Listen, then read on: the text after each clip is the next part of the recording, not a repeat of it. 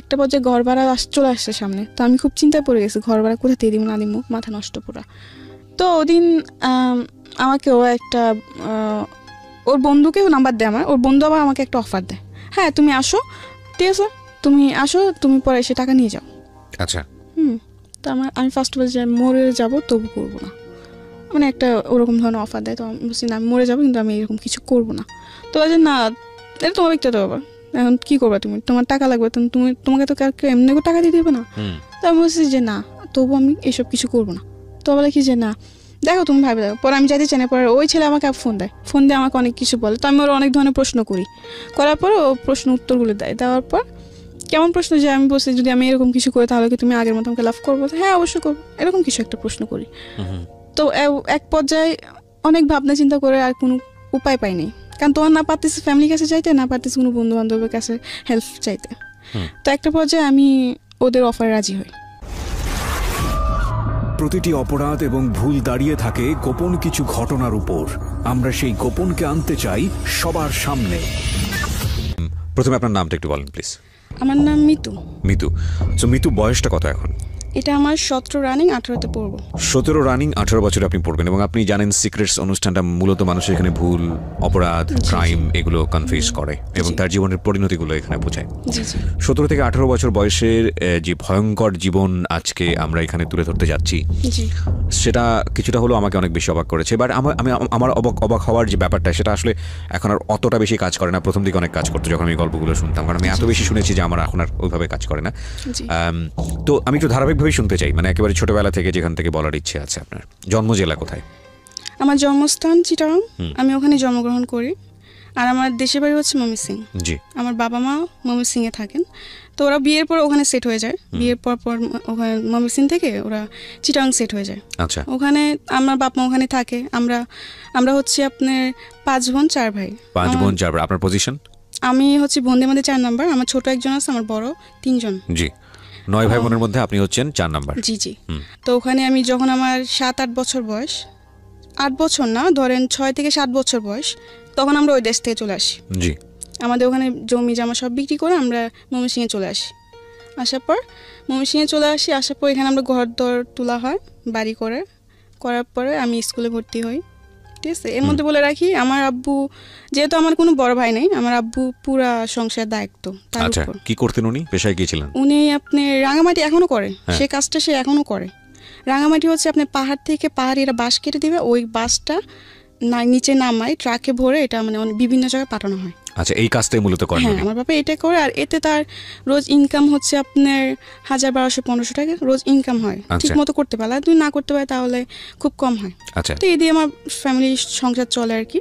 তো আমার বাবাও তো এত বড় সংসার, আমরা 9 ভাই বোন, ধরতে 11 জন টোটালি ফ্যামিলিতে। তো যাই হোক, টোটালি ফ্যামিলিতে 11 জন। তো আমার যিনি বড় বোন, ঠিক আছে, সে আব্বুর উপর পুরা চাপটা পড়ার কারণে দেখা যাচ্ছে হয় না, খুব কষ্ট করে সংসার চলে, এমনকি খুব প্রবলেমের মধ্যে যেতে হয়। ঠিক মতো খাওয়া দাওয়া খেতে পারে না বা ওষুধপত্র খেতে পারে না আম্মু। তো আমার বোন বলে যে বাসা বাড়ি চাকরি করবে, কাজ করবে সে। তো আমার বোন অনেক ছোট থাকতে বাসা বাড়ি কাজে করে। যখন মাসে 100 টাকা ছিল তখন থেকে আমার বড় বোন বাসা বাড়ি কাজ করে।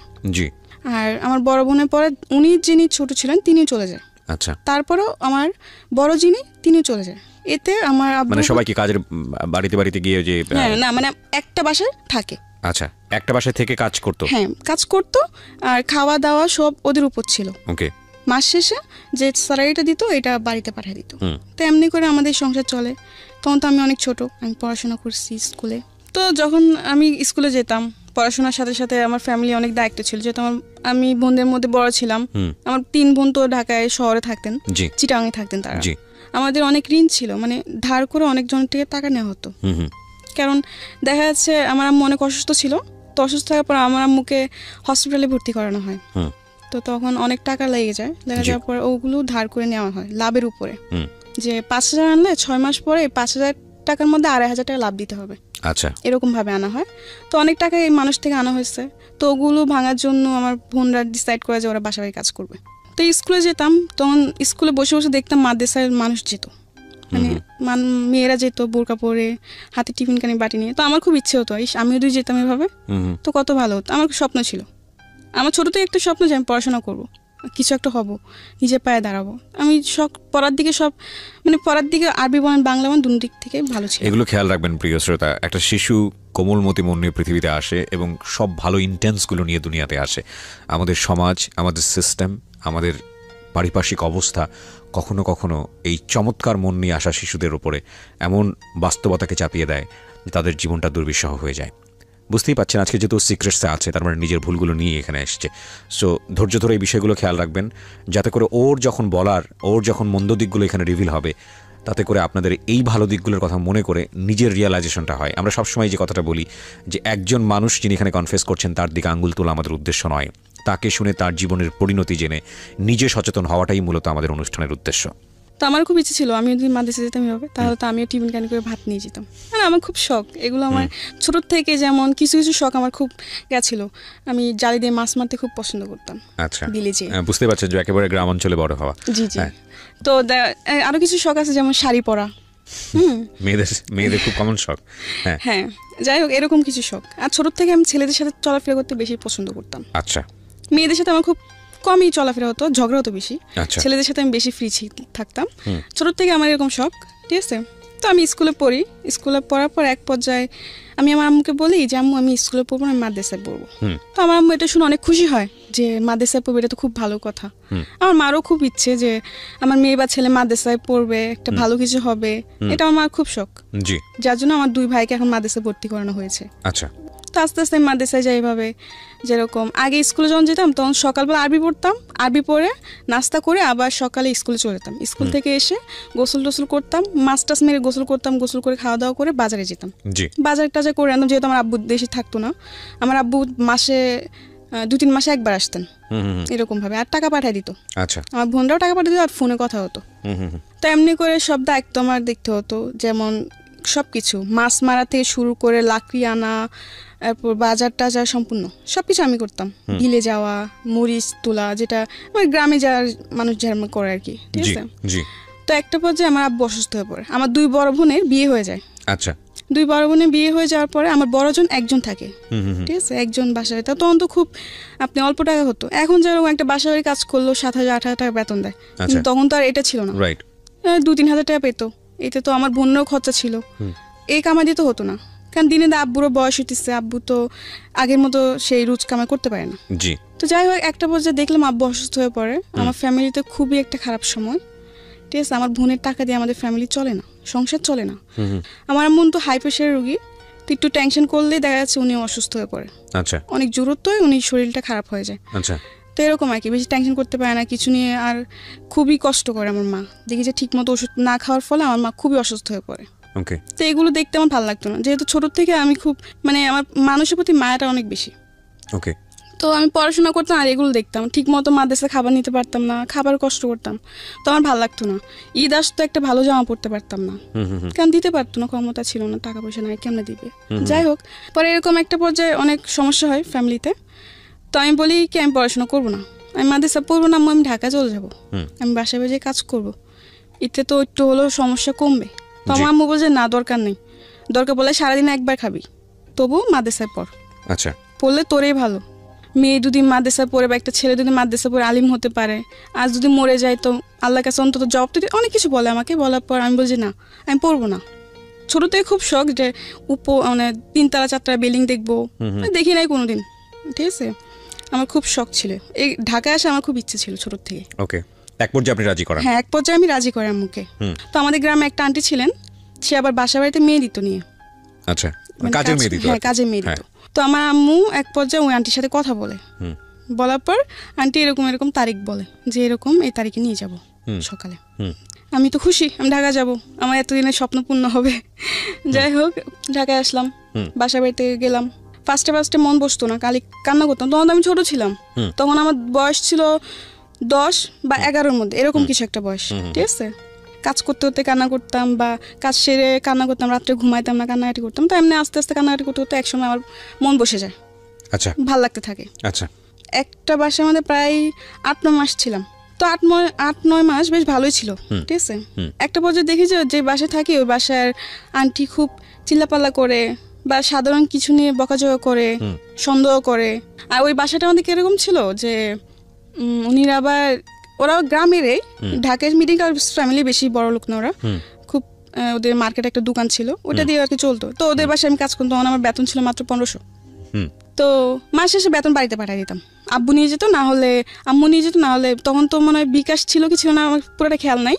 তো যাই হোক, এমনি করে বাড়িতে টাকা পাঠাই দিতাম, আমি রাখতাম না কিছু।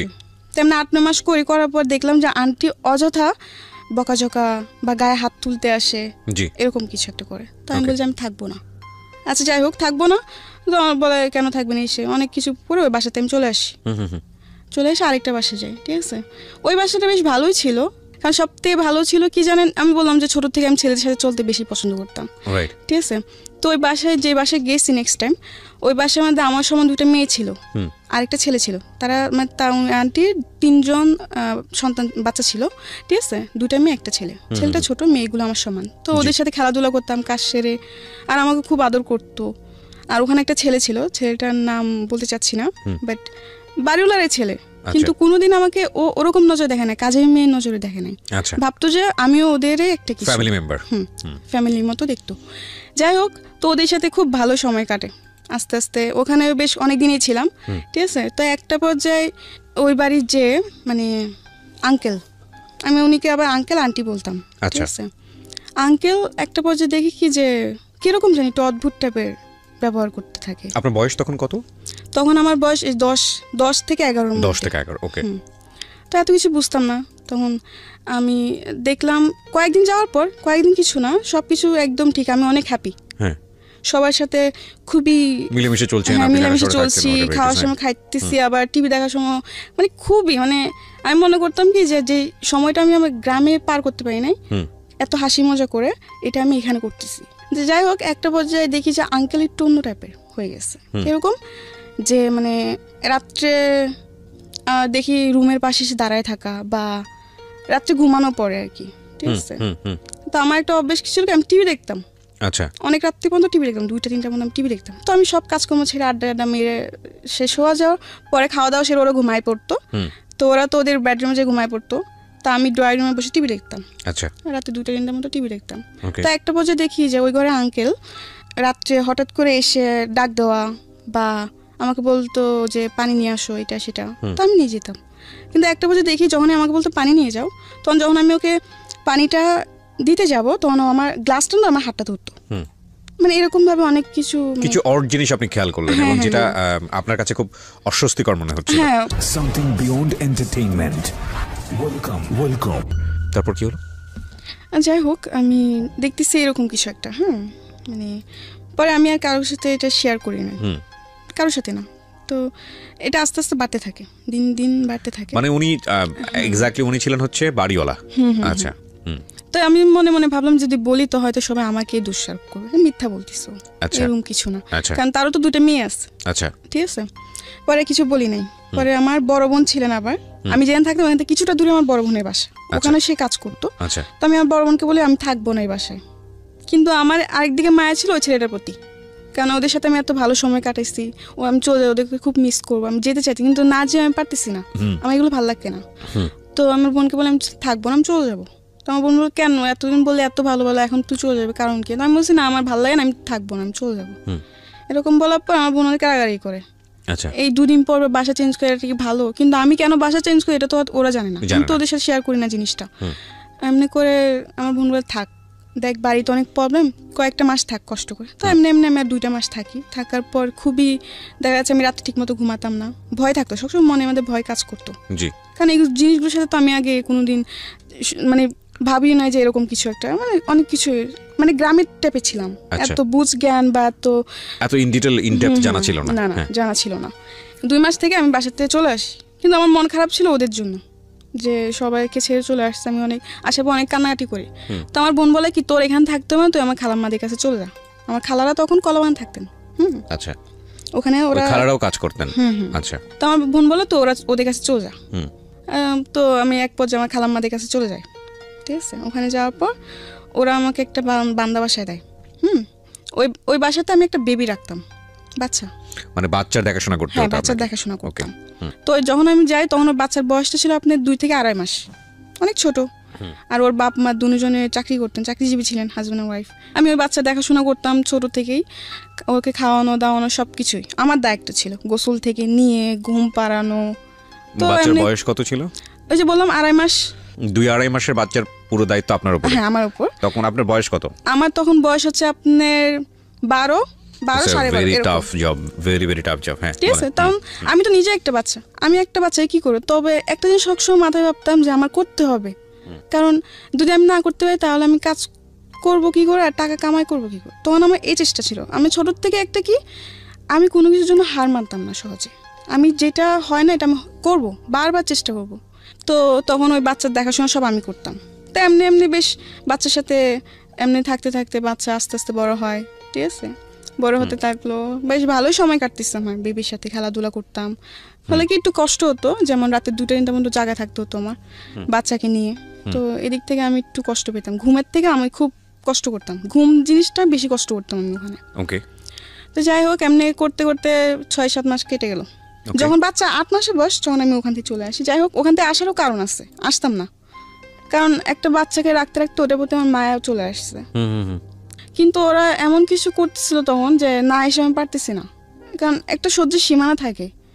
ওখানে কিছু প্রবলেম হইতেছে যে বাচ্চা কান্না করতেছে কেন, এটার জবাব দিতে হবে আমার। এখন স্বাভাবিক, একসময় হাসবে একসময় কান্না করবে, এটাই তো নিয়ম।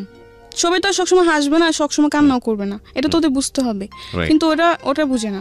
ওরা খাবার দিল, খাবারটা পুরোপুরি খায় না। সবসময় কি একটা মানুষ কি সবসময় খাবার শেষ করে উঠতে পারে? এটা বুঝবে না। বলে কি তুই বাচ্চাকে ঠিক মতো খাবার দাবার করাস না, এই করাস না সেই করাস না, অনেক কিছু। মানে এগুলো নিয়ে আমার সাথে অনেক খারাপ ব্যবহার করতে থাকে, অনেক রাফ ব্যবহার করে আমার সাথে। তো এগুলো আমার ভালো লাগে না। তখন তো আমি বেশ একটু হলো বড় ছিলাম, তো আমার এগুলো অনেক খারাপ লাগতো যে গরিব হয়েছি বলে এত অবহেলা, আমার এগুলো ভালো লাগতো না। পরে আমি কি করি, কিছু বলি না। তো একদিন বাচ্চাকে গোসল করাতে নিচ্ছে, হ্যাঁ, গোসল করা নেওয়ার পরে আমি একটা জিনিস ভুলে আনি নাই। গোসল করাতে নিতে হলে শ্যাম্পু, সাবান, তয়লা, অনেক কিছু, গোসলের যা যা আয়োজন সবকিছু আমার তৈরি করতে হতো। তো ওদিন আমি একটা জিনিস ভুলে আনতে মন নেই, ঠিক আছে। ওইটার জন্য ওই আপু আমার গায়ে হাত তুলতে আসে, আমাকে মারতে আসে। আচ্ছা, মারে নাই, ওর মা ধরে ফেলে, কিন্তু ওদিন আমার গায়ে এমনভাবে নখ দিয়ে ধরে যে আমার পুরো নখের খামচি লেগে রক্ত বের হচ্ছে আমার হাতের থেকে। আচ্ছা যাই হোক, পরে আমার কান্নাকাটি করি। তখন আমার খালাম্মাকে ফোন দিই, আমি থাকবো না। কেন থাকবি না? যে আমাকে মারতে আসছে। কেন মারতে আসছে? এই কারণ। তখন বলছে হয় এরকম মাঝে মধ্যে, থাক, এগুলো হয়। আমি বলছি না, আমি থাকবো না। এগুলো হয় মানে আমি এতদিন ধরে থাকি, এখন একটা ভুল হয়েছে দেখে ও আমাকে মারতে আসবে, এটা কোনো কথা? আমি রেগে যাই। তো আমার খালা বলছে আচ্ছা ঠিক আছে, যা, থাকবি না তো থাকার দরকার নেই। এখানে একটা বিষয় একটু ইন্টারাপ্ট না করলেই নয়, হয়তো অনেকে মন খারাপ করবেন আমার ইন্টারাপশন দেখে, কারণ গল্পের কন্টিনিউটি নষ্ট হয়। তারপর বিনীতভাবে বলছি, because this is very important. ছোট বাচ্চা যেসব কাজের লোক যারা টেক কেয়ার করে, তাদের কিন্তু শুধু ছোট বাচ্চার হ্যাসেলটা নিতে হয় না, আরেকটা ভয়াবহ রকমের হ্যাসেল আছে, সেটা হচ্ছে এই মায়ের হ্যাসেল। এই কারণে বলছি যে মা যদি প্রথম সন্তান হয়ে থাকে, খুব কনসার্ন থাকে তার ওপর, বাচ্চাটার ওপরে, এক। আর 2 নম্বর হচ্ছে মেডিকেলি আপনারা যদি যোগাযোগ করেন তাহলে দেখবেন ওই সময় শরীরে একটা হরমোন থাকে মায়েদের শরীরে, যেটা তাদের অনেক বেশি অ্যাংরি রাখে, অনেক বেশি রাগান্বিত রাখে। সো পান থেকে চুন খসলেই দেখবেন যে অনেক বেশি মেজাজ করছে। তো ওই হ্যাসেলটাও কিন্তু ওই কাজের লোকের ওপরে গিয়েই পড়ে। সুতরাং বুঝতেই পারছেন ইটস এ ডিফিকাল্ট জব। আমরা মাদেরকে নিয়ে কথা বলি, কিন্তু যখন এটা ডাইভার্ট হয়ে কাজের মানুষের উপর চলে যায়, তখন কিন্তু সেটা আরও ভয়ানক আকার ধারণ করে। এবং 12-13 বছরের ছোট্ট একটা কাজের মেয়ে, তার কিন্তু এই জিনিসটা বোঝার বিষয় না। সো খুব স্বাভাবিকভাবেই তার উপরে হ্যাসেলটা অনেক বেশি হয়, যেটা ওর জায়গা থেকে কিছুটা হলেও আমার কাছে মনে হচ্ছে যে এরকম হলেও হতে পারে। হ্যাঁ বলেন। তারপর পরে আমার খালাম্মাকে আনার পর আমার খালাম্মা বলে থাক। তার বলছি না, আমি থাকবো না, আমার এগুলো ভালো লাগে না, আমার বাচ্চা রাখতে খুব কষ্ট হয়, আমার ঘুমের খুব কষ্ট হয়। আমি দেখা যাচ্ছে বাচ্চা রাখতে রাখতে বিকাল 4টা-5টা বেজে আমি দুপুরে খাবার খেতে পারি না। বাচ্চা ঘুমালে তবে আমার খেতে হবে, ঠিক আছে। এখন বাচ্চা না ঘুমালে এমনও দিন যায় 4টা-5টা বাজে আমি দুপুরে খাবার খেতে পারি না। আবার বোর সকালবেলা উঠতে হয়, রাত 2-3টা বাজে শুয়ে আবার বোর 6টা-7টার সময় উঠা অফিসে যাবে, তোর সব কিছু তৈরি করতে এমনি আমার খুবই কষ্ট হয়ে যায়, আমি অসুস্থ হয়ে পড়তেছিলাম। তো এমনি বললো আচ্ছা ঠিক আছে, আর 1টা মাস থাক, তুই আরেকটা বাসা দেখে তখন নিয়ে যাবো তোকে। তো আমি বলছি আচ্ছা ঠিক আছে। তো এমনি বলে আপুদের সাথে কথা বলে আমার খালাম্মা যে ঠিক আছে, তোমরা একটা নতুন মানুষ দেখে নাও, আমার বোনজি থাকবে না, তো ওকে আমরা 1 মাস পর নিয়ে যাবো, তোমরা 1 মাসের মধ্যে আরেকটা মানুষ নিয়ে নাও। তো আচ্ছা ঠিক আছে। তো ওখান থেকে আমি চলে আসি। চলে আসার পর আমি আরেকটা বাসায় যাই, ঠিক আছে। ওখানে যাওয়ার পরে ওখানে আপনি ছিল হচ্ছে আঙ্কেল আন্টি 2জন জব করতো, উনি 2 মেয়ে ছিল। 2 মেয়ে থেকে 1 মেয়ে বিয়ে হয়ে পর শ্বশুর বাড়িতে, আরেক মেয়ে ভার্সিটিতে পড়ে, আচ্ছা কলেজে পড়ে। তো আচ্ছা ওখানে বেশ ভালোই কাটতেছে। সময়। কিন্তু একটা পর্যায়ে আবার সে একই প্রবলেম লক্ষ্য করলাম যে আঙ্কেল একটু মানে তার নজর একটু অন্যরকম হয়ে গেছে। তখন আপনি মোটামুটি বোঝেন যাদের ব্যাড ইন্টেনশন আছে, আপনি এটা তখন মোটামুটি বোঝেন, হালকা হলে বুঝি। আচ্ছা, তো যাই হোক, পরে ভাল লাগে না, এই তখন মনে মনে বলি যে আমি যেখানে যে আমার কপালে কি এগুলোই মিটে, এগুলোই জুটে, আমার কি একটা ভালো বাসা হবে, জুটবে না কপালে, এগুলো বলে কান্নাকাটি করতাম আর কি। তো আবার বলে আমি থাকবো না, ঠিক আছে। তো এক পর্যায়ে আমার খালাম্মার রাগারাগি করবে, থাকবে না মানে রোজ রোজ বাসা পাল্টানো, কয়েকদিন পর বাসা পাল্টানো, এগুলো মানুষ ভালো বলে, এই সে অনেক কিছু বললো। তো আমি বলছি না আমি থাকবো না, যে আমি আর বান্দা বাসা চাকরি করবো না। এক পর্যায়ে বলে আমি বান্দা বাসা চাকরি করবো না। তো বলে কি তো করবি না, তো কি করবি? তো আমি বলছি আমি চাকরি করবো। তুই তোকে এখন কে চাকরি দিব?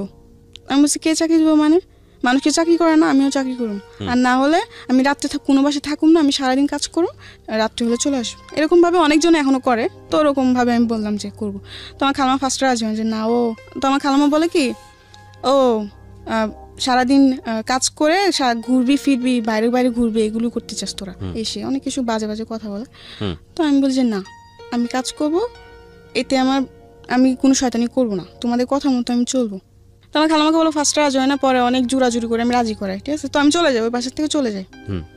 যাওয়ার পরে একটা বাসা নেই, সারাদিন থাকি, রাত্রে চলে আসি।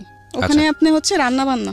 তো আমি তো ছোট ছিলাম, আমি রান্না বান্নাটা বুঝতাম, কিন্তু আমার চেষ্টা ছিল আমি করবো, আমি শিখবো, না শিখলে আমি ভবিষ্যতে রান্না করবো কি করে, আমি এটা ভাবনা ছিল। তো আচ্ছা ঠিক আছে, তো ফার্স্টে গেছি, ওই ঘরে আন্টি দেখাই দিত, ঠিক আছে। ওই ঘরে আন্টি আবার নিয়মটা হচ্ছে কি, উনিও জব করতো, বাট উনি হাজব্যান্ডের সাথে উনি ডিভোর্স হয়ে যায়। আচ্ছা ঠিক আছে, ডিভোর্স হয়েছে, উনি 2টা মেয়ে থাকে, ভালোই, 2টা মেয়ে খুব ভালো এবং অনেক ভালো ছিল। তো ওখানে আমি রান্নাবান্না করি। তা একটা পর্যায়ে দেখতেছি রান্নাবান্নার, হ্যাঁ ওখানে আমি একটা জিনিস লক্ষ্য করে, ওখান থেকে চলে আসে একটাই কারণ, ঠিক আছে। আমি যেটা সত্য কথা, আমি যে আন্টির বাসায় থাকতাম, সে আন্টি একটু ব্যবহারটা অন্যরকম ছিল।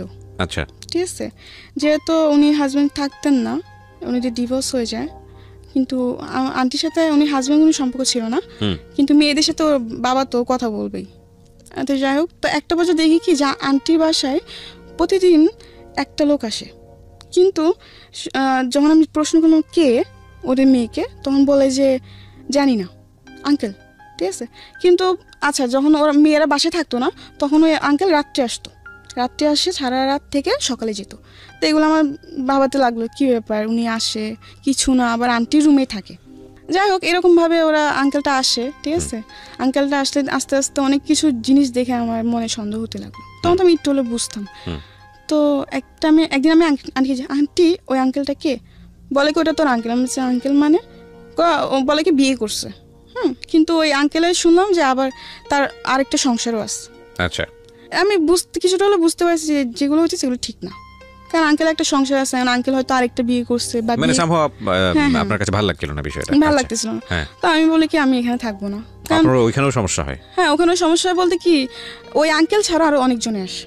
আচ্ছা, তো আপনার কাছে পরিবেশটা ভালো লাগেনি, তো আপনি চলে গেছেন। যাই হোক, যাওয়ার পর আমি বলি কি যে আমি আর বাসায় কাজই করবো না, আমি চাকরি করবো, আমি গার্মেন্টস করবো, না যে কোনো একটা চাকরি করবো।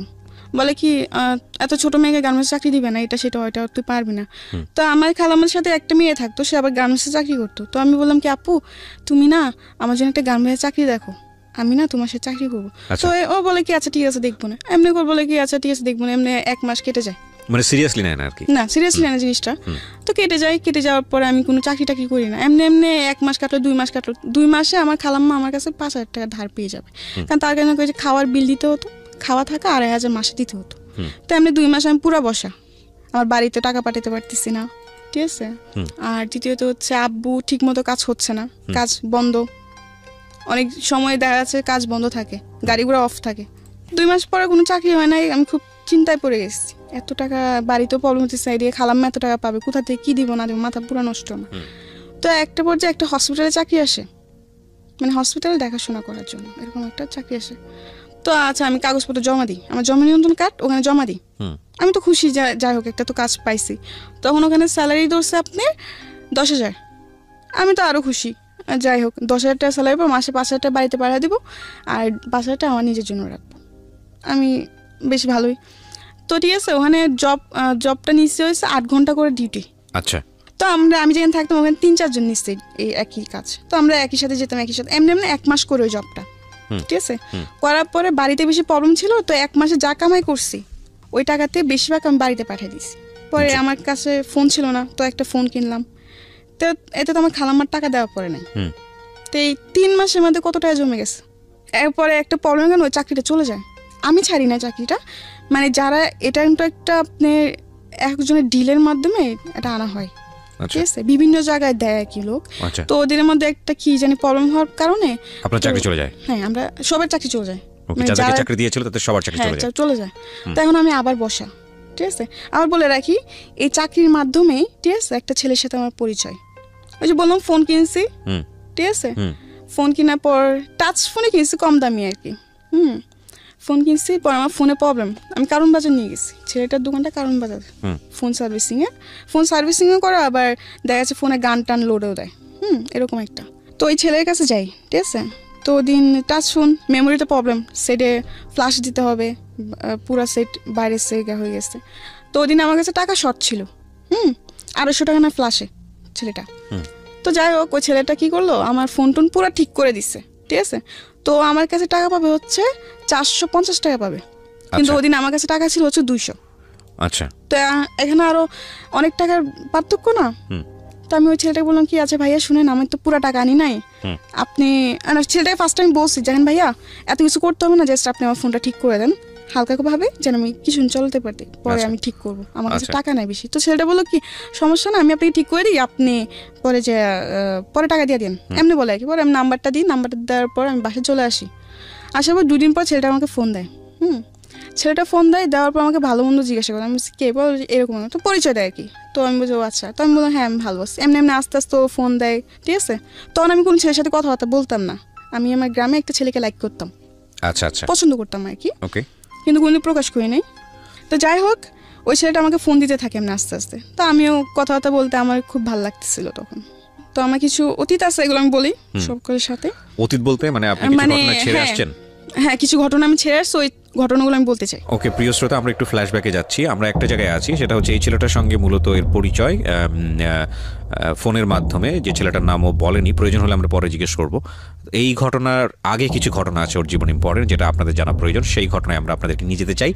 Something beyond entertainment, welcome. তারপর কি হলো?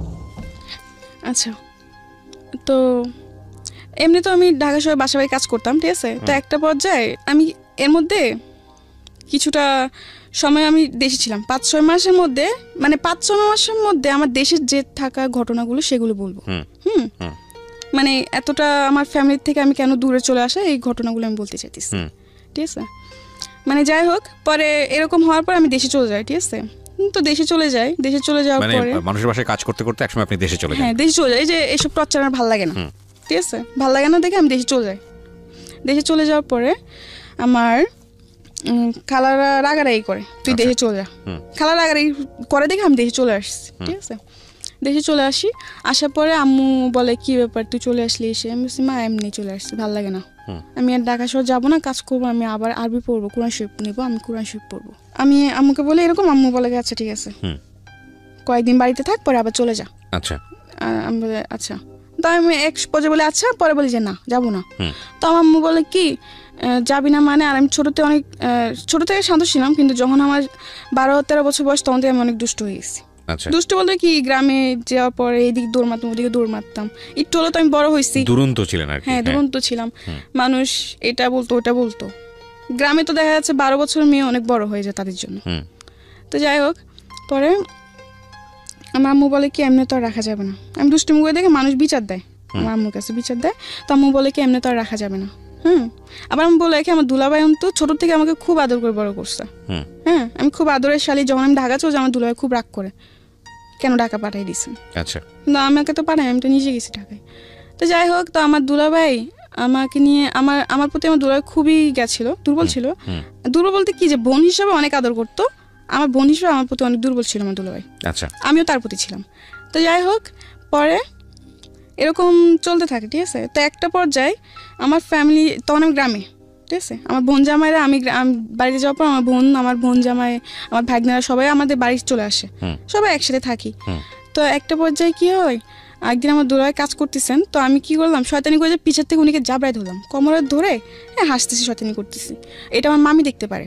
আচ্ছা, মামি দেখতে পাই, মামি দেখার পর আমার আম্মুকে যে এটা বলে, আমার আম্মুকে আর আমার বোনকে এই জিনিসটা বলে, বলার পর ওই জিনিসটা ওরা একটু স্বাভাবিকভাবে নেয় না, জিনিসটা অন্য নজর ভাবে, মামি অন্যভাবে বলে অন্যভাবে নেয়, এটা স্বাভাবিক, বুঝছেন? তো বলার পরে এগুলো নিয়ে আস্তে আস্তে দেখি আমার বোন জামা আর আমার বোন ঝগড়া করতে শুরু করে। মানে সবাই এটা ডাউট যে আমার বোন জামার সাথে আমার কোনো সম্পর্ক আছে, ওকে, কোনো খারাপ সম্পর্ক আছে বা এরকম কিছু, কিন্তু আসলে তো তা না। যাই হোক, এরকম করতে করতে এক পর্যায়ে আমার বোন আর বোন জামার মধ্যে খুবই প্রবলেম ক্রিয়েট হয়, ঠিক আছে, খুবই ঝগড়াঝাটি, কি একটা জানি অবস্থা বলার বাইরে। তো আমার বাপ মা এগুলো দেখে বলে কি আমাকে বিয়ে দিয়ে দিবে, বিয়ের এই 12-13 বছর বয়সে, হ্যাঁ 12-13 বছর বয়সে আমাকে তারা বিয়ে দিয়ে দিবে। তো আমার বোন জামাই বলে যে না, এই বয়সে ওকে কেন বিয়ে দিবেন, ওর বড়জন বাকি, মানুষ তো খারাপ বলবে যে ছোটটা বিয়ে হয়েছে বড়টা বিয়ে হয় না, তার মানে ছোটটা নিশ্চয় কোনো প্রবলেম আছে। তো আমার বোন জামাই ফার্স্টে রাজি হয় না, আমার মা বলে কি যে না বিয়ে দিব, কারণ ওদের সন্দেহ যে আমাকে যদি বিয়ে না দেয় তাহলে হয়তো আমি আমার বোন জামাইয়ের সাথে ভেগে যাবো, আচ্ছা আমার বোন জামাইয়ের সাথে আমরা বিয়ে করে ফেলবো, এরকম একটা কিছু, এটা আমার বোনের জীবনটা নষ্ট হয়ে যাবে। তো যাই হোক, তো অনেক চাপের মধ্যেই, ঠিক আছে, আমার এই বিয়ে করতে হয়। আমার পরে একটা বিয়ের কথা আসে, ওই ঝগড়াঝাটির মধ্যে একটা বিয়ের প্রস্তাব আসে আমার জন্য। আচ্ছা, আমার মামা দেখে বলে রাখে, তো আমার মামা বিয়ের প্রস্তাবটা নিয়ে আসে, ঠিক আছে, কিন্তু যার সাথে আমার বিয়ের প্রস্তাবটা আনা হয় সে আমার থেকে অনেক বড়, আমার থেকে অনেক বয়স বেশি, তার হয়তো আমার 2 জন্মে বড় হবে, অনেক বয়স। তো যাই হোক, সবাই দেখে শুনে কথাবার্তা বলে তারা রাজি, তো আমাকে দেখায়, ওদের পছন্দ হয়, তো ওরাও রাজি, আমার ফ্যামিলিরাও রাজি, বাট আমি রাজি ছিলাম না। কিন্তু আমি তখন না বলেও পারতেছি না, যদি আমি এখন এই বিয়ে না করি হয়তো আমার বোনের জীবনটা নষ্ট হয়ে যাবে, 2টা বাচ্চা আছে, ওদের জীবনটা নষ্ট হয়ে যাবে। তখন আমার মাথায় খালি কি করবো না করবো বুঝে কুল পাই নাই, ঠিক আছে।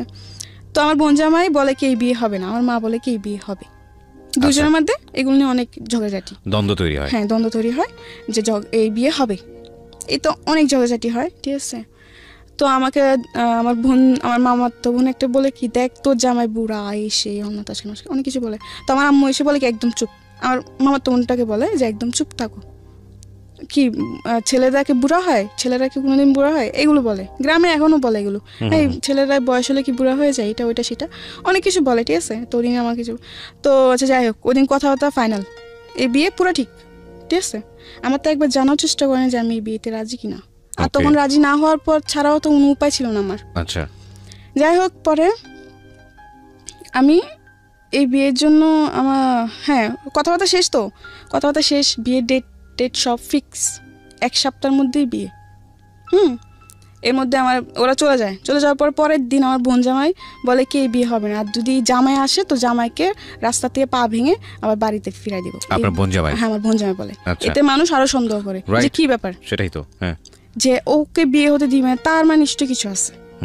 তো আমি আমার বোন জামাকে বলে থাক দুলা ভাই, আপনি কিছু করতে হবে না, আমি এই বিয়েতে খুশি। আমার বোন জামাকে ডেকে নিয়ে বলে, মটটট খেয়ে এসে ডেকে নিয়ে আমাকে বলে কি তুই কি এই বিয়েতে রাজি, তুই এই বিয়েতে খুশি? আমি বলছি হ্যাঁ আমি অনেক খুশি, আপনি এসব নিয়ে আর গ্যাঞ্জাম করেন না, থাক, আমি চাই না কোনো গ্যাঞ্জাম হোক। তো এগুলো বলার পর অনেক কিছু বলে, আমার বাপ মা বলে তুই ভাইবা চিন্তা বল, তুই তো খুশি? আমি বলছি হ্যাঁ আমি খুশি, কারণ তখন এছাড়া আমার উপায় ছিল না, ঠিক আছে, এছাড়া আমার কোনো উপায় ছিল না। ওকে, আমার বোনের সংসার বাঁচানোর জন্য এখন যদি আমার এমন 10টা বিয়ে করতে আমার তখন করতে হবে, কিছু উপায় ছিল না, কারণ আমি তখন ছোটতেই বললাম যে আমার বোনের সংসার ভেঙে যাচ্ছে, হ্যাঁ ওকে, এই বিয়ে না করলে আমার বোনের সংসার ভেঙে যাবে, আবার এটা করলেও ভেঙে যাবে, কিন্তু আমার বাবা মা এক কথা এই বিয়ে হবে আর আমার বোন জামাই এক কথা হবে না, মানে দুজনের মধ্যে এগুলো নিয়ে অনেক। ঠিক আছে, তারপর কি হলো? যাই হোক, পরে এই বিয়ে হয়, ঠিক আছে, কিন্তু আমার বিয়েতে কাবিন না হওয়ার কারণ হচ্ছে যে আমার বয়স হয়নি, কাবিন দেওয়ার মতো বয়স হয়নি, 18 বছর না হলে কাবিন হবে না। তো এমনি 2 দিন থাকার পরে এখন মানুষ বলে কি যে আমার বাপ মা বলতেছে যদি এখন জামাই ফিরাই দেওয়া হয় তো মানুষ তো খারাপ বলবে, জিনিসটা মানুষ তো খারাপ বলবে যে বিয়ে ভেঙে যে তোমার মেয়ে একটা বদনাম, ওই দিক থেকেও বদনাম হয়ে যাবে। তো যাই হোক, কাবিন ছাড়াই বিয়ে হয়। তো ওরা বলে কি যে ঠিক আছে, যতদিন পর্যন্ত মেয়ের 18 বছর পূর্ণ না হবে ততদিন পর্যন্ত কাবিন হবে না, 18 বছর পূর্ণ আমরা কাবিন দিব। তো এমনি করে সবার কথার উপর বিয়েটা হয়। কত বছর বয়সে বিয়ে হলো এটা?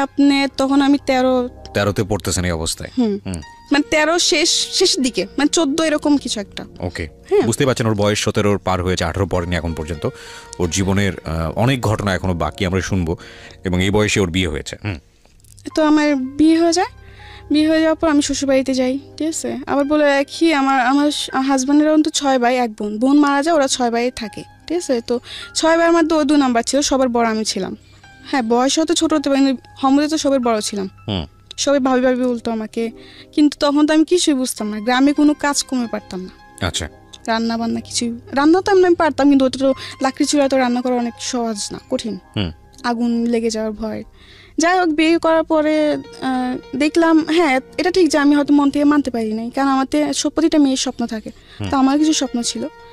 পরে বিয়ে হয়ে যায়, বিয়ে হয়ে যাওয়ার পর শ্বশুরবাড়িতে যাই, ঠিক আছে। তো এমনি এমনি একটা মাস বেশ ভালোই কাটে।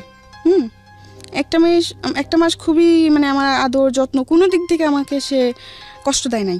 আচ্ছা, ঠিক আছে। তো 1 মাস পর মেয়ে আসে, আবার বলে রাখি ওর তো 2টা মেয়েও আছে, ওই 2টা মেয়েরও বিয়ে হয়ে গেছে শ্বশুরবাড়িতে। আচ্ছা, মানে লোকটার বয়স কত থাকে তখন? তখন আপনি 40 মানে 50-এর কাছাকাছি। মাই গুডনেস, ওর হাজবেন্ডের বয়স ছিল 50-এর কাছাকাছি, এবং উনি আপনি কত নম্বর ওয়াইফ ছিলেন ওনার? 4 নাম্বার। চিন্তা করে দেখেন অবস্থা। ওকে, বলেন তারপর। 4 নাম্বার ওয়াইফ, কিন্তু এটা কেউ জানতো না যে ওর 3টা বিয়ে করছে আগে, সবাই ফ্যামিলি কেউ জানতো না? না, সবাই এটা গোপন করছে। মাই গুডনেস, ওকে। গোপন করে কেউ জানে না, সবাই জানে যে একটা বিয়ে করছে, বউ পালায় চলে গেছে, এই জন্য সে আরেকটা বিয়ে করে এমনি তার একা থাকা যায় না, কেউ তো দরকার। তো যাই হোক এমনি করে বিয়েটা করে। 1টা মাস পুরোপুরি ঠিক। 1 মাস পর ওর মেয়ে আসে, তো মেয়ে আসে, আমি রান্নাবান্না করি যেটুকু পারি, আমার ক্ষমতা যেটুকু আমি রান্নাবান্না করি। আর আমার হাজব্যান্ড একটা অভ্যেস কি ছিল, ওর মেয়ে এসে কিন্তু কোনো ছেলে সন্তান নাই। আচ্ছা, ও সবসময় খালি বলতো যে আমার ছেলে লাগবে, আমার ছেলে লাগবে, খালি ছেলে ছেলে করতো।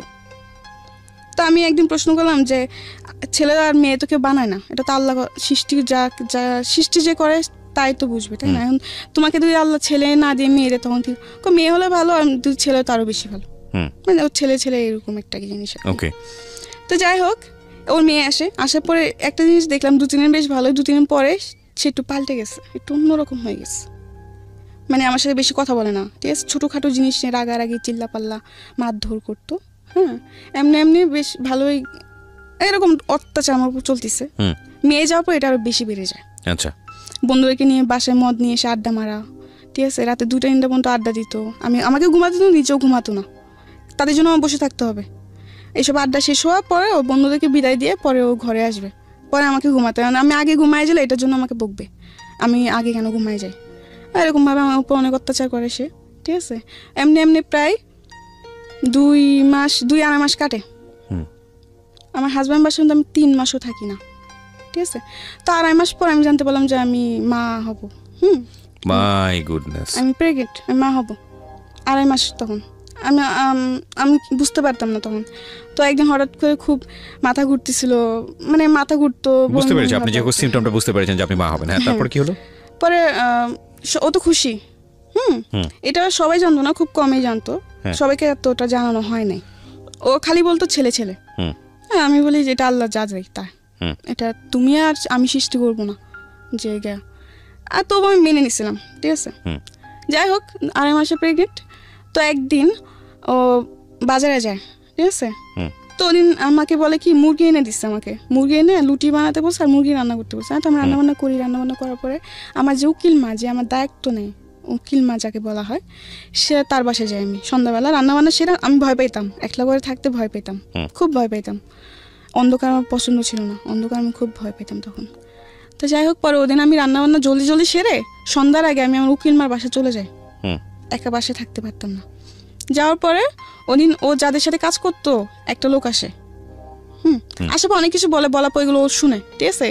শোনার পরেও ও আসার পর আমাকে বলে তুমি তোমার এখানে বসে বাসাতে বের না হতে। উকিল মা বলে না, আমার হাজবেন্ড বলে, বাজার থেকে এসে আমাকে বলে তোমার এখানে বসে কোথাও না যেতে, কারোর সাথে কথা বলতে দিত না, আবার কারোর সাথে দেখা করতে আমাকে দিত না। সে মানে বলতো খালি ঘরে থাকবা চুপচাপ, কারোর সাথে বেশি কথা বলবো না। তার কারণ তার থেকে মনে হতো কি যে আমাকে হয়তো কেউ যুক্তি দিবে, কুবুদ্ধি দিবে, এই সেই হয় না, বাচ্চা নষ্ট করার জন্য কুবুদ্ধি দিবে, এগুলো ভাবতো সে।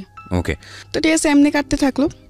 এর মধ্যে সে অত্যাচার করে আমাকে, যেমন সব কিছু নিয়ে, খাবার নিয়ে, গোসল নিয়ে, রাত্রে ঘুমানো নিয়েও ডিস্টার্ব করে। মানে ডিস্টার্ব বলতে কি, অত্যাচার করে, ছোটখাটো বিষয় নিয়ে জ্বালাতন। মানে সবসময় একটা পুরুষ বাইরের দিকে মনোযোগ থাকতে হবে, সে ঘরের দিকে নয়। ঘরের দিকে কি মানে এই কাজটা কেন করো নাই, তুমি এটা কেন করতে পারো না। আমি বলছি আমার শরীরটা ভালো লাগে না, আমি করি না, আমি পরে করবো, এটা কেন করছি, এটা নিয়েও সে গায়ে হাত তুলতো, এরকম আর কি। যাই হোক, তো একদিন বাজার থেকে আসার পরে যেটা বললাম আর কি, যে একজন যে সে যেখানে কাজ করে ওখান থেকে একটা ভাই এসে আমাকে অনেক ধরনের কথাবার্তা বলে যে আপনি এগুলো কেন সহ্য করেন বা এই সেই, এগুলো শুনেও শোনার পরে তা আমার উকিল মার বাসা ছিলাম, ওখান থেকে আমাকে হাতটা টেনে বাসায় আনে, আমাকে বলে ঘরে চলো। আচ্ছা আচ্ছা। তো আমি বলছি আচ্ছা ঠিক আছে চলো। এটা ঘরে আনার পরে বল খাবার দাও, বিছানার উপর বসেছিল, আমি খাবার দিয়েছি। ঠিক আছে, খাবার দেওয়ার পর 2বার মুখে দিয়ে আমাকে বলতেছে ও কি বলে তোমাকে, কি বলতেছিল ওরা। আমি বলছি কি বলতে, তুমি কি জানো না, তুমি তো সব শুনছো, আমি তো জানি তুমি অনেক আগে আসছো, আমি টের পাইছি ও যে বাজার থেকে আসছে, আমি বুঝতে পারছি। আচ্ছা, কিন্তু এটাও অভিনয় করছে আমি বুঝতে পারিনি। তাই আমি তো বলছি তুমি তো জানো, তুমি তো শুনছো কি আমাকে কি বলছে বা কি বলে নাই। হ্যাঁ আমি শুনছি, কিন্তু আমি আবার তোর মুখ থেকে শুনো। মানে তুই টাকা করতেছে, রেগে যাইতেছে। আর আমি মাঝে মাঝে মনে হয় যে ও একটু পাগল টাইপের, মানে এই ভালো আবার এই হঠাৎ করে খারাপ, মানে ওর কোনো মানসিক প্রবলেম আছে। Something beyond entertainment. ওয়েলকাম। যেখানটা আমরা ছিলাম যে হাজবেন্ড মূলত আপনাকে অনেক অত্যাচার করতো। হ্যাঁ, তারপর? হ্যাঁ, অত্যাচার করতো, মারধর করতো ছোটো বিষয় নিয়ে। তৃতীয়ত হচ্ছে নেশা টেশা করতো, খুব মানে বাজে আচরণ করতো। যাই হোক, পরে আমাকে বলে কি তোর মুখ থেকে আমি আবার শুনতো। আমি বলছি এক কথা বারবার বলতে আমার ভালো লাগে না, তুমি শুনছো আবার শুনে আবার কেন জিজ্ঞাসা করতেছো। হ্যাঁ, এটা বলার পর ও ভাতের মানে খাবারের প্লেটটা ছুঁড়ে ফেলে দেয়। ছুঁড়ে ফেলে দিয়ে উঠে এসে আমার চুলে ধরে আমার গালটা চেপে ধরে বলে বলবি না তুই। আমি বলছি না আমি বলবো না। আমি তুমি একবার শুনছো এখন আবার বলতেছো, আবার বলার জন্য তুমি জানো না তুমি কি করো, তুমি যা করো তাই তো বলতেছিল। ও বলছে তাই নাকি, তো মানুষের যুক্তি নাস তুই। আমি বলছি মানুষের যুক্তি কেন নিব, মানুষ যেটা সত্যি সেটাই তো বলে। এগুলো বলার পর আমাকে অনেক মারধর করে। ঠিক আছে, মারধর করে, আর মারধর করার পর আমি কান্না করতেছি। পরে চিক্কা চেঁচামেচি হয়েছে না, বকাঝকা, অনেক মারধর করে। তো আমার উকিল মা টের পায়, তখন রাত্রে প্রায় 11টার দিকে কাছাকাছি। তখন তো 11টা হলো গ্রাম অঞ্চল, নিরিবিরি একদম। যাই হোক, অনেক মারধর করার পরে অনেকজন ধরতে আসলে তাকে মারতে চায়। তার কথা যে এখন যদি কেউ ধরতে আসো তো সবই মায়ের খাবা। আমার হাজবেন্ড বলে ওকে মেরে ফেলবো না কেটে ফেলবো, এটা আমার ব্যক্তিগত ব্যাপার, ও আমার বউ, ওকে আমার যাই ইচ্ছে আমি তাই করবো। হ্যাঁ, আর যাই হোক, তো আমার উকিল মা এসে বলে যে এই অবস্থায় মারিস না, মারার দরকার নেই, ও যা করছে। আচ্ছা ছোট ভুল হয়ে গেছে, বুঝতে পারি নাই। ও বলে কি না, ও মানুষের যুক্তি নেই। আর আমার উপর সন্দেহ করতো, ও ভাবতো যে অন্য কোনো ছেলের সাথে হয়তো আমার সম্পর্ক আছে। আচ্ছা, এটা সন্দেহ করতো। আর ফোন দিলে ফোন চেক করতো যে আমি কোনো ছেলের সাথে কথা বলি নাকি, যদি অন্য একটা নাম্বার দেখছে তাহলে বলছে কে, তা আমি কি জানি কে কোথা থেকে, আমি তো এরকম কিছু মানে জানি না। ঠিক আছে, যাই হোক, পরে একটা পর্যায়ে যখন আমার উকিল মা এই কথাটা বলে যে এরকমভাবে মারিস না, হয়তো ওর ক্ষতি হবে, তো এক পর্যায়ে উঠে বলে কি যে এই বাচ্চা আমার না, মানে আচ্ছা ওইটা অস্বীকার করতেছে। তো আমার রাগ উঠে গেছে, কি বললো এটা। পরে আমি বলছি আমি তুই টাঙ্গা করছি, আমি বলছি এটা তোর কি বাচ্চা না, বলছে না এটা আমার বাচ্চা না। তো আমি বলছি বেশ ভালো, তোরও বাচ্চা না তো ঠিক আছে, এটার বাইচা থাকার কোনো অধিকার নাই। আমি এই কথা বলে মানে কান্না করতেছি। ঠিক আছে, তখন এই কথা ও শুনে পরে আমাকে মানে লাথি দিয়ে ফেলে দেয়। আচ্ছা, যার কারণে আমি খুব মাথায় খুব আঘাত পাই, এমনকি শরীরেও খুব আঘাত পাই। আর মাটিতে ও আমাকে এমনভাবে মারতেছিল, মানে কি বলবো, জাস্ট পা দিয়ে লাথি দিতেছিল। ওহো, এই প্রেগন্যান্ট থাকা অবস্থায়? হ্যাঁ, এটা কোমরে, পেটে বা পিঠে, বুকে, মুখে, মানে যেখানে সে পারতেছে। আমি তো মাটিতে পড়ে গেছি। ঠিক আছে, যাই হোক, অনেক মারধর করে। পরে একটা পর্যায়ে ও একটা লাইট থাকে, মানে গ্রামে তো অনেক লাইট দিয়ে চলাফেরা করা হয় যেহেতু কারেন্ট নাই, তো একটা লাইটার ছিল ওর, স্টিলের, সিলভারের। ঠিক আছে, ওইটা দিয়ে আমার একটা মাথায় বাড়ি মারে। পরে আমি আর বলতে পারি, আমি সেন্সলেস হয়ে পড়ে যাই। ঠিক আছে, পরে কি হয় না হয় তা আমি জানি না। ঠিক আছে, যখন আবার আমি চোখ খুলি তখন দেখতে পারি যে আমার মাথায় পানি ডালতেছে। ঠিক আছে, মানে আমার হাত পা মুছে দিতেছে, কান্নাকাটি করতেছে। আর এর মধ্যে আমার খুবই খারাপ অবস্থা হয়ে গেছে। ঠিক আছে, আমি প্রায় এই ঘটনার পরে আমি প্রায় 1.5 মাস অসুস্থ ছিলাম। আর এই ঘটনার পরে আমার বেবিটা নষ্ট হয়ে যায়। আচ্ছা, যাই হোক, নষ্ট হয়ে যাওয়ার পরে আমি তো অনেক অসুস্থ ছিলাম। এইসব খবর আমার মার কানে যায়, বাবার কানে যায়। তো আমার ফ্যামিলির থেকে আমাকে নিতে আসে, তো ওদিন আমাকে নিয়ে যায়। ঠিক আছে, নিয়ে যাওয়ার পর আমি প্রায় 1.5 মাস অসুস্থ ছিলাম, অনেক অসুস্থ হয়ে পড়ছি। ঠিক আছে, অসুস্থ হওয়ার পর 1.5 মাস পর আমি মোটামুটি একটু সুস্থ। তখন সে মেম্বার চেয়ারম্যান নিয়ে আসে, তার কথা যে তার বাচ্চা নষ্ট করে ফেলছে আমি। কিন্তু এটা আমি নষ্ট করি নাই, ওর আচরণের কারণে হয়েছে। কিন্তু ও পুরা দোষ আমাদের উপর ফেলতেছে যে আমরা নষ্ট করে ফেলছি, কিন্তু আসলে তো তা না। যাই হোক, এগুলো অনেক গ্যাঞ্জাম হয়েছে। ও মেম্বার চেয়ারম্যান আনলো, এটা আনলো, সেটা আনলো, অনেক কিছু আমাকে নিয়ে যাবে। ঠিক আছে, ওই ঘটনা পরে আমি আবার যাই ওর বাসায়, আবার যাই, সে একই আচরণ। সবাই কাছে বলছি ঠিক আছে আমি যা করছি ভুল করছি, আমি আর এরকম করবো না। তো ওর উপর আমি আরেকবার বিশ্বাস করে আবার যাই। যাওয়ার পর ও সে একই আমার আচল করে, ঠিক আছে যাক। পরে আবার চলে আসি। পরে আমি বলি যে আমি ওর কাছে আর যাবই না। তো আমার বাপ মাও বলে যে ঠিক আছে, একবার আমাদের কথা শুনে গেছোস, যখন ও ভালোই হয় নাই তো আর যাওয়ার দরকার নাই, তোর যেটা ভালো লাগে তুই সেটাই কর। তো আমি বলছি ঠিক আছে, আমি ওর সংসারে যাবো না, আমি ঢাকায় চলে যাবো। আচ্ছা, মানে ওই ঘটনার পর আমি আমার হাজবেন্ডের বাসায় যাইনি, আমি ঢাকায় চলে আসি। এরপরে ওর কি হয়েছে না হয়েছে, ও এখনো বেঁচে আসছে কি না তা আমি জানি না। ঢাকায় চলে আসি। ঢাকা চলে আসার পরে একটা বাসায় কাজ নিই আবার। তো বাসায় কাজ ছেড়ে আবার ওই যে বললাম হসপিটালে যে চাকরিটা, আচ্ছা হসপিটালে একটা চাকরি নিই। আচ্ছা, ওই যে সেটা তো ব্যাকে আপনি বলেছিলেন হসপিটালে চাকরি না, এবং ওখানে চাকরি করতে করতে আপনার একটা ছেলের সঙ্গে পরিচয় হয় মূলত মোবাইল সারাতে গিয়ে, ফ্ল্যাশব্যাকে গিয়ে আপনি যেটা বলেছিলেন। হ্যাঁ, এটা ওই মানে ছেলেটার নাম কি ছিল? ছেলেটার নাম রিয়াদ ছিল। আচ্ছা, রিয়াদের সঙ্গে পরিচয়। হ্যাঁ, তারপর তো ওই যে বিয়ের পরে চলে আসলাম ঢাকায়। ঢাকায় এসে চাকরি করে, চাকরি শেষে ফোন কিনলাম, ফোনের মাধ্যমে ওই ছেলের সাথে আমার পরিচয়, রিয়াদের সঙ্গে পরিচয়। রিয়াদের সঙ্গে আমার পরিচয়।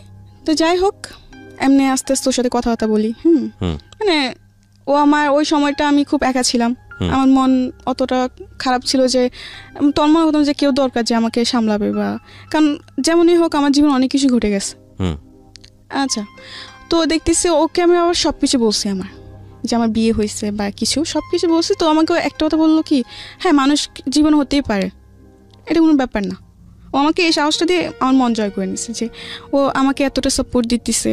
মানে আমি ওর উপর একটা বিশ্বাস করতে শুরু করলাম।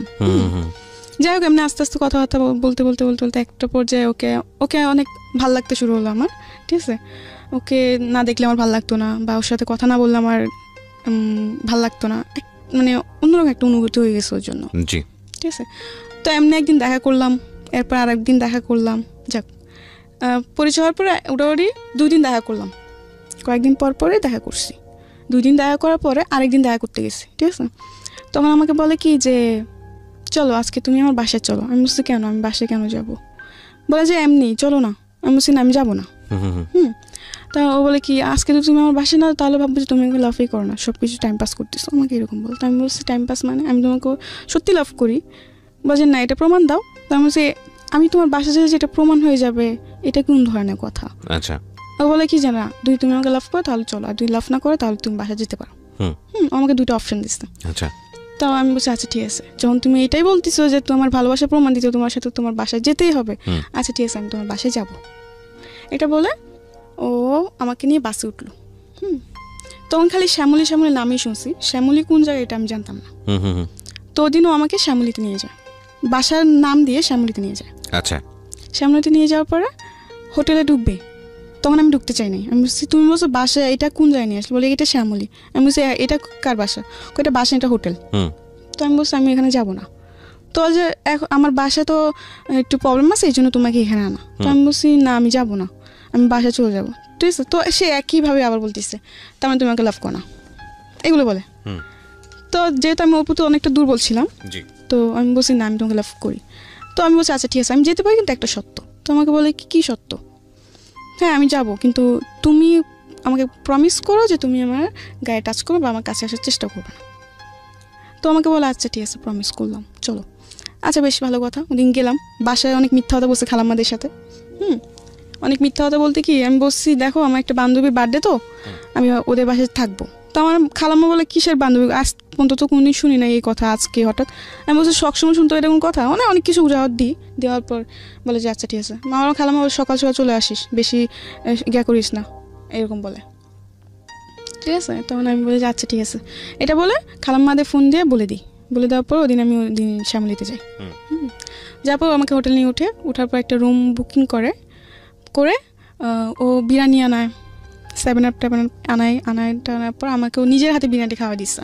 আমি বলছি আমি খাবো। ও বলছে না আমি খাওয়াই দিই। ওদিন এত ভালোবাসা কোথা থেকে উতাল দিয়ে চলে আসছে আল্লাহ জানে। আমার নিজেরও খুব অবাক হইতেছিল ওদিন, যে যেই ছেলে ঠিক মতো কথাও বলতো না, এখন নাকি সে আমাকে ভাত খাওয়াই দিতেছে। বাহ ভালোই। আর যাই হোক, অনেক গল্প টল্প করছি। তখন রাত্রের 12টা 12:30 বাজে। আপনার হোটেলের গেট তালা মেরে ফেলে 10টা 10:30টার দিকে ঢুকলেও নাকি বুড়াই নিকারে ফটোকপি লাগে। তো আমরা যেদিন গেছি উনি কিচ্ছু লাগে নাই। ঠিক আছে, ওদিন জাস্ট একটা লোক আসছে, এসে কিছু নাম টাম নিয়ে একটা ফটো নিয়ে রুমটা বুকিং দিয়ে দেয়। ওকে, ঠিক আছে। আচ্ছা যাই হোক, খাওয়া দাওয়া সেরে আমরা গল্প টল্প করে টিভি দেখে, তো আমার ঘুম আসতেছে রাত্রে 12:30 1টা বাজে তখন।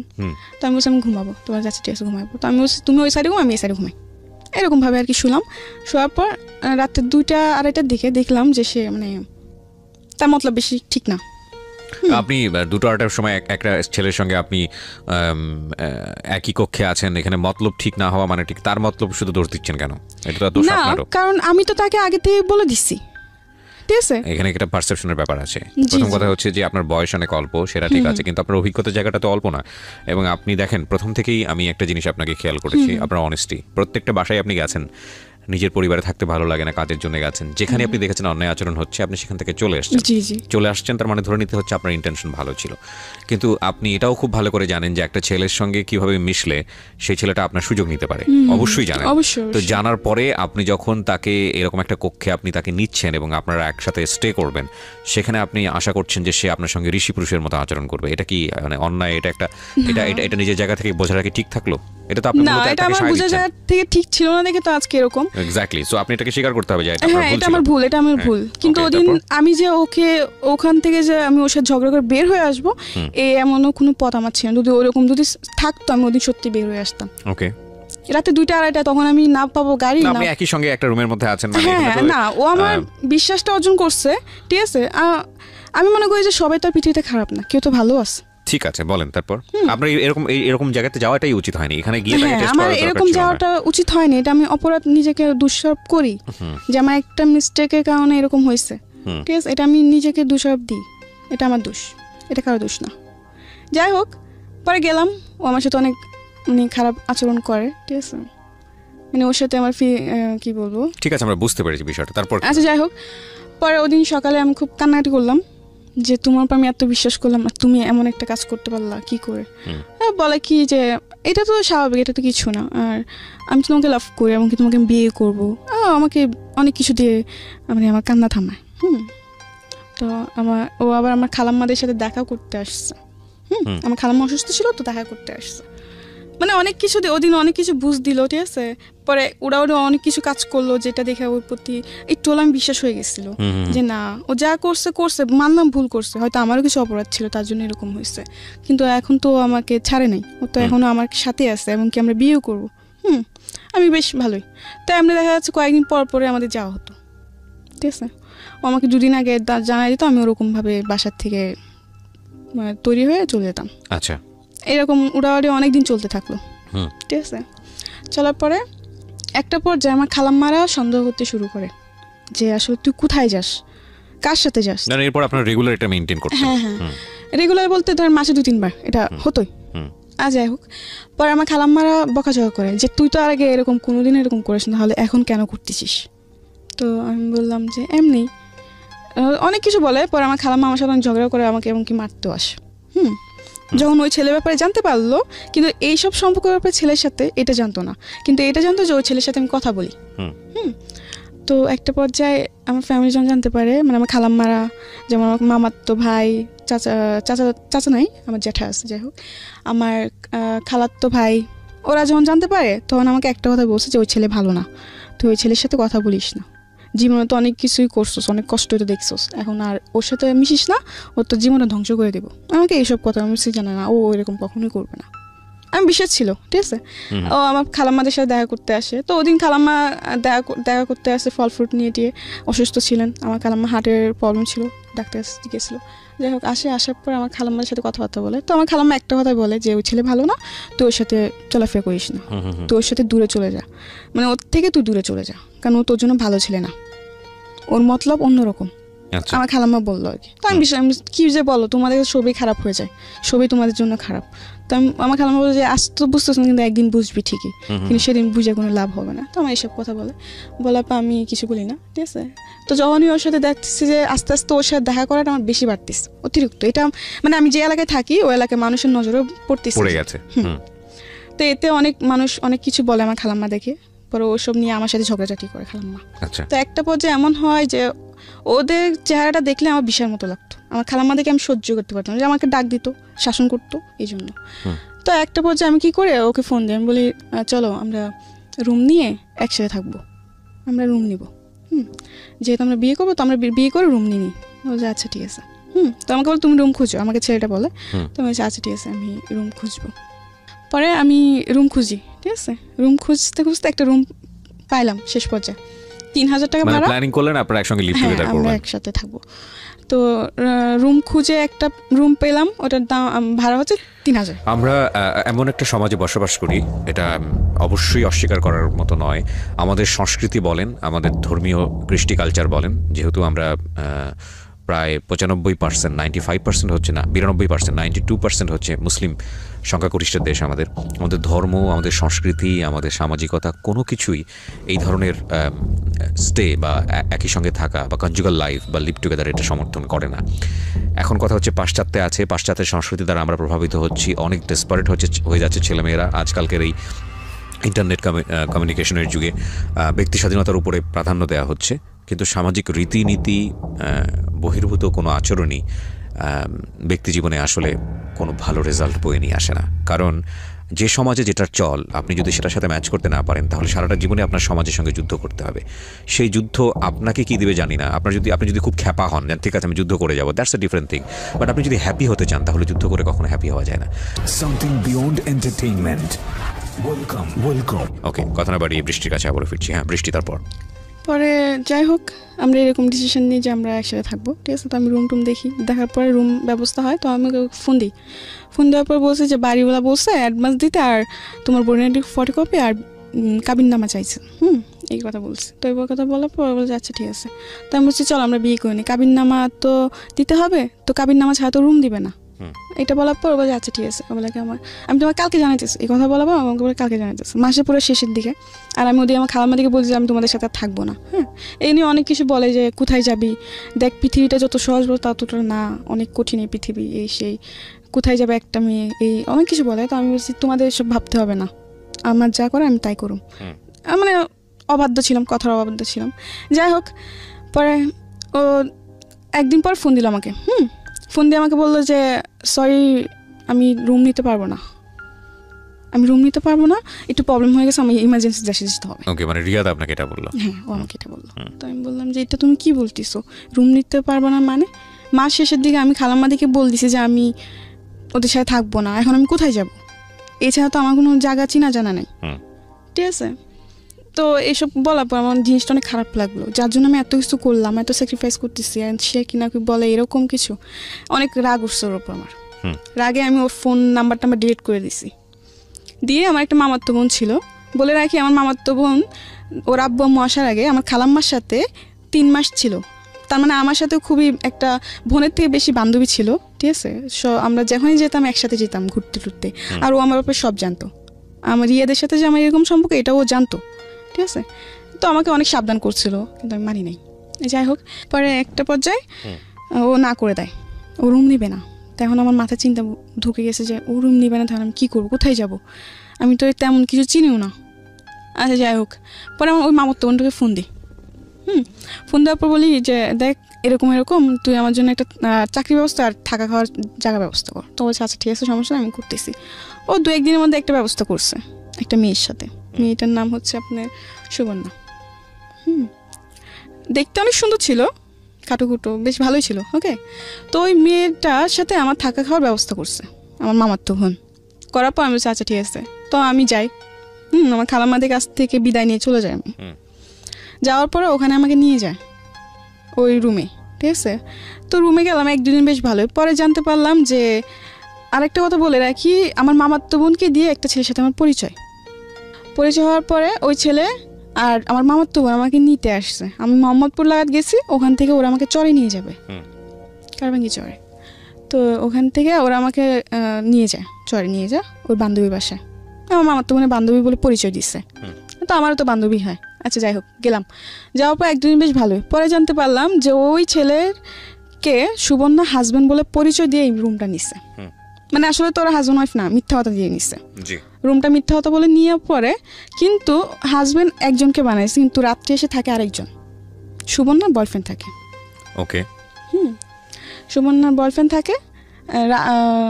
সুবর্ণার বয়ফ্রেন্ড প্রতিদিন রাত্রে চলে আসে, 11টা-12টার দিকে চলে আসে। ওরা সারা রাত জায়গা থাকে আর আপনার সারাদিন ঘুমায়। সুবর্ণা আবার এসব কাজ করতো সে। তো তো দেখা যাচ্ছে একদিন যাওয়ার পর দেখতে পারলাম একটা জিনিস লক্ষ্য করলাম যে ও রাতে 2টা নয় 3টা নয় বাসাতে বের হতেছে, আবার বাসায় আসতেছে, ঠিক আছে, কোনো চাকরি করে না কিন্তু অথচ ওদের কাছে টাকার কোনো অভাব নাই। ওকে, এটা আপনি নোটিস করলেন নিজে নিজে? তো একটা পর্যায়ে আমরা দেখতে দেখতে প্রায় অনেক দিন কেটে গেল।